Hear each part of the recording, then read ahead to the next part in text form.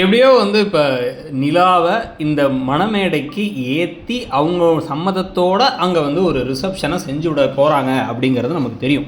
ஆனால் அதை யார் கன்வின்ஸ் பண்ண போகிறா? ஏன்னா வந்து கண்டிப்பாக நிலா சோழன் சொன்னால் கன்வின்ஸ் ஆக போகிற மாதிரி தெரில. இந்த குடும்பம் என்ன வேணால் நினச்சிக்கிட்டோம், அது இவ்வளோ ஏற்பாடுகள் பண்ணாலும் சரி நம்ம மேடையெல்லாம் ஏறி நிற்க முடியாது, ஒரு பொம்மை கல்யாணங்கிறத முன்னாடியே சொல்லியிருந்துருக்கலாம், ஏன் சொல்லாமல் விட்டீங்கிறது தான் அவங்களுடைய ஒரே ஆதங்கமாக இருக்குது. ஆனால் அதே சமயத்தில் அவங்க மனசில் மிச்சவங்களுடைய மனசை பற்றிலாம் யோசிக்கிறதுக்கு அவங்க யோசிக்கவே இல்லை. ஆனால் அந்த சமயத்தில் வந்து நிலாவை கன்வின்ஸ் பண்ணுறதுக்கு சோழனுக்கும் தெரியல. அவர் பப்பன்னு பருதாமல் வந்து நிற்க, என்னப்பா பொண்ணு வருமா வராதான்னு எல்லோரும் சாயங்காலத்துலேருந்து வந்துட்டாங்க ஏதோ. ஸோ எல்லோரும் மாநாடுக்கு வர மாதிரி வந்ததுக்கு பிறகு இப்போ வந்து சூப்பராக சேரன் வந்து பேசுகிறார். அவர் வந்து இந்த குடும்பத்துக்குன்னு ஒரு பேர் இருக்குது, வெளில இந்த ஊரில் இந்த வீட்டுக்கே ஒரு பேர் இருக்குது, பெண்களே இல்லாத ராசி இல்லாத வீடு அப்படின்ட்டு.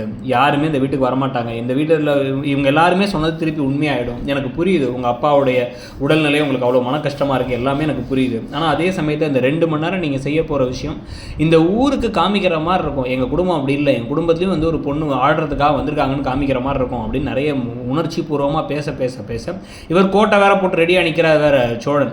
அதனால் ஒரு கட்டத்துக்கு மேலே நிலாவும் வந்து ஒத்துக்கிட்டு அவங்க அந்த சாரியை கட்டிட்டு வந்து நிற்க போகிறாங்க. ஃபங்க்ஷனும் நடக்க போகுது. இந்த விஷயத்தை தாஸ்லேருந்து யாரோ ஒருத்தங்க சூர்யாவோ வந்து பார்த்து, உங்கள் பொண்ணு எப்படி இங்கே உட்காந்துருக்கா பாருங்க சந்தோஷமா, நீங்கள் சாக கிடந்தா கூட ஒரு கவலை இல்லை அப்படின்னு சொல்லி ஏற்றி விட போகிறது ஒரு பக்கம் நடக்குது. ஆனால் இன்னொரு பக்கம் சோழன் ரொம்பவே சுயநலமான ஒரு ஆளாக இருக்கார் அப்படிங்கிறதையும் தெளிவாக நம்மளால் பார்க்க முடியுது. அவர் இப்போ நடந்துக்கிறது, அவர் பண்ணுறது, அவர் செய்கிறது, அவர் வந்து தன்னை காப்பாற்றிக்கிறத பற்றி மட்டும் யோசிக்கிறதுங்கிறது, இதெல்லாம் என்னைக்கு வெடித்து அவருடைய கதாபாத்திரம் கொஞ்சம் கொஞ்சமாக வந்து மாறப்போகுது. இவர் வந்து பார்த்திங்கன்னா இப்போ மனோஜ் அண்டு முத்து சிறகடி காசில் இருப்பாங்கள்ல, 2 பேரையும் சேர்த்து வச்ச கலவை மாதிரி இருக்கார். அதுலேருந்து என்ன மாதிரி மாற்றங்கள்லாம் வரப்போகுதுங்கிறதையும் ஒரு பக்கம் பார்க்க வேண்டியிருக்கு.